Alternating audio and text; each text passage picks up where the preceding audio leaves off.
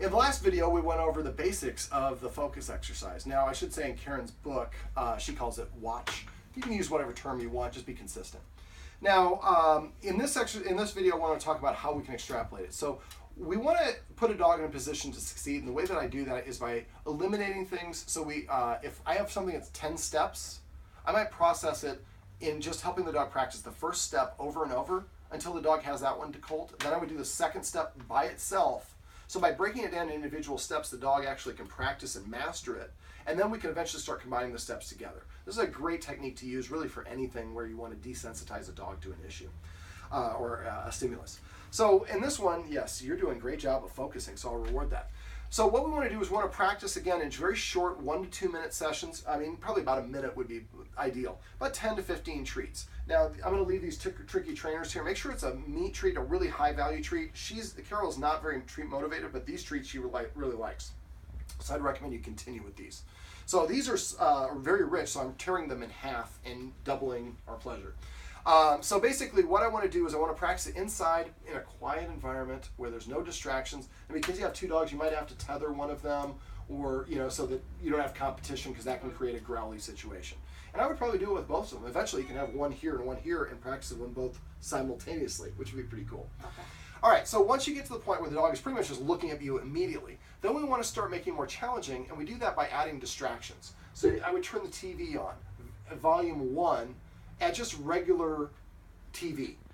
Eventually, we're going to crank that up. The next time we do it, maybe we're at volume 2 or 3, and we're going to keep on bumping it up until we get to the point where you're at maximum level and the dog is able to block it out and focus on you. Now, that's just regular TV, not dog TV.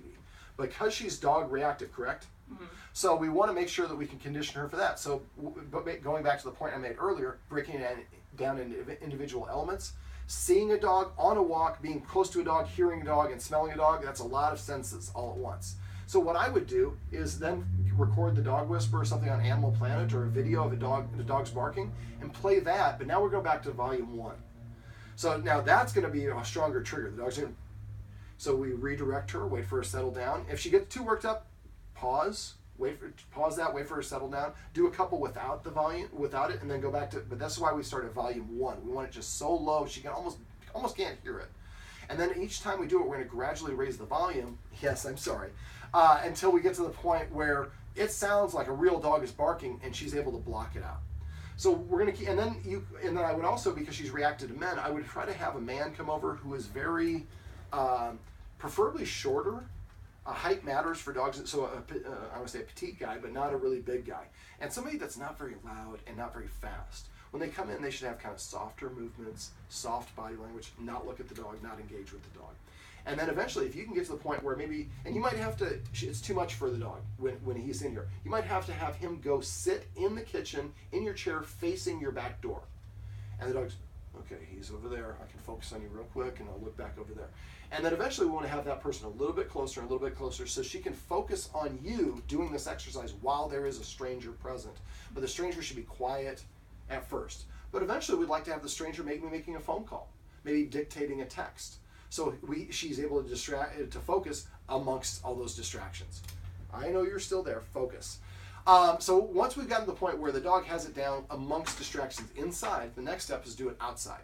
Now, while you're doing this, you want to avoid other dogs or anything that's going to trigger a response from her when you're out on walks, because she's going to get better at it the more practice she gets. So I understand this is Echo Park, you have a lot of stuff going around, so there might be a time of the day where it's better. Sometimes you do it late at night when there's, I don't know, Echo Park, I guess now you can do it late at night. Back in the day, you did not go late at night. But basically, we want to practice the same thing without any other dogs present. Now, the first thing I might do is just simply go into your courtyard right here and practice it there when you can't see anything, but now we're outside. I got smells, I can hear the sunset and the cars coming down, so I've got to block those out. And just keep on practicing there so we take the visuals of dogs and people out of it so she hears them, but she's not seeing them. And then eventually when you are walking, you want to do it when you're on walks. I usually say like in between, if the Midwest, I say in between everybody's driveway. This is more heavily populated area. So just every like 10 steps or so, stop when there's no people or dogs around, focus, turn to face her, focus, and then continue walking. So she gets used to doing it outside without the presence of anyone. Eventually, you'll be able to do it when there are people far away. And then, you know, you're going to find that there's a distance. When you get to a certain magical distance, she will not react. You know, okay, well, we're too soon to get to that point. So we're going to back up a step and practice. And when you're doing this, if you were trying to go from like 5 seconds to 10 seconds on that second delay and she starts looking away and walking away, then back up a step and keep practicing at that one, and then move a little bit slower as you move forward. So always back up and keep on working at the dog's level. And if you're doing it with both dogs and he does it really well and it takes her twice as long, that's okay. Just like, you know, humans. Some people don't pick up things right away, some of them need more time.